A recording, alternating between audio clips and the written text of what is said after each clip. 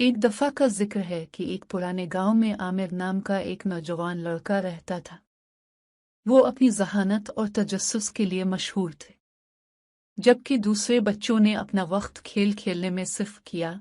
Ethan ने इल्म और समझ की तलाश की। एक धूप वाले दिन, जब आमिर एक पुराने बलूत के दरख्त के नीचे बैठा, गहरी सोच में डूबा हुआ, एक बूढ़ा आदमी इसके पास आया। इस शख्स की आंखें हिकमत से चमक उठी और उसके चेहरे पर मुस्कुराहट फैल गई। बूढ़ा आदमी: सलाम, नौजवान एथन। मैंने आपकी शानदार हिकमत के बारे में सुना है। मुझे यकीन है कि आपके पास एक खास तोहफा है। एथन हैरत से: शुक्रिया जनाब, लेकिन मैं महज एक मुतजस्सिस लड़का हूँ जो सीखना पसंद करता है। बूढ़ा आदमी: लेकिन आपकी इल्म की प्यास और सतह से बाहर देखने की आपकी सलाहियत आपको आपके सालों से ज्यादा अक्लमंद बनाती है। मेरे पास आपके लिए एक तजवीज़ है। हैरत ज़दा आमिर आगे झक गया, ये सुनने के लिए बेचैन था कि बूढ़े का क्या कहना है। बूढ़ा आदमी: जादू जंगल के दिल की गहराई में एक खजाना छुपा हुआ है। ये कोई मादी खजाना नहीं है, बल्कि इसमें बड़ी हिकमत और ताकत है। मुझे यकीन है कि आप ही उसे तलाश कर सकते हैं।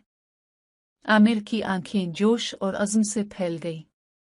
वो जानता था कि ये एक गैर मामूली मौका है।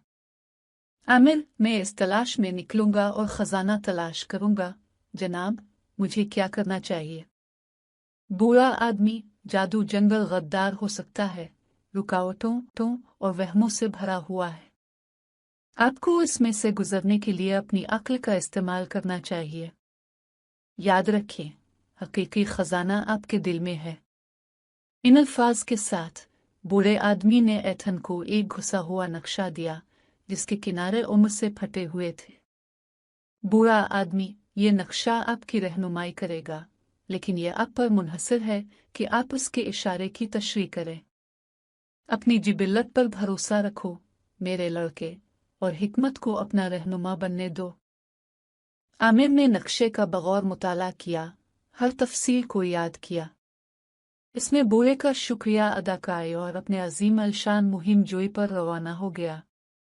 जैसे ही आमिर ने जादू के जंगल में कदम रखा, उसे मुख्तलिफ चैलेंजों का सामना करना पड़ा। इसे घनी झाड़ियों, गहरी घाटियों और पुरस्रार मखलूक का सामना करना पड़ा। लेकिन हर रुकावट के साथ एथन ने अपनी अंदरूनी आवाज को सुना और दानिशमंदाना फैसले किए। रास्ते में उसकी मुलाकात एक अक्लमंद अलूफ से हुई जो एक शाख पर बैठा उसकी पेशरफ्त का मुशाहिदा कर रहा था। अलिफालुफ: नौजवान आमिर, तुम्हारी अक्ल चमक रही है। याद रखो, जो जवाब तुम ढूंढते हो वो हमेशा जाहिर नहीं होते।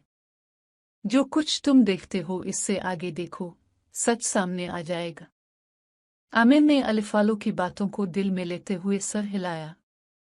उसने साबित कदमी से जंगल के असरार को खोला और अपने अर्द गिर्द की दुनिया के बारे में गहरी बसीरत हासिल की।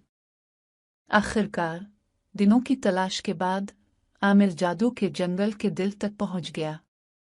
वो एक चमकती हुई आबशार के सामने खड़ा था। इसका पानी सूरज की रोशनी में चमक रहा था। जैसे ही वो करीब आया, एक जादुई मौजूदगी ने इसे लपेट लिया, इसके दिल को गर्मजोशी और रोशन ख्याली से भर दिया। आमिर को वो खजाना मिल गया था जिसकी इसने तलाश की थी, वो हिकमत और समझ जो उसके अंदर हर वक्त मौजूद थी। नई दानिशमंदी के साथ आमिर अपने गांव वापस आ गया और अपने सीखे हुए असबाब को शेयर किया। वो दूसरों के लिए इल्म और रहनुमाई का एक मीनार बन गया, उनकी मदद करके दुनिया को दानिशमंदाना नजरों से देखने में।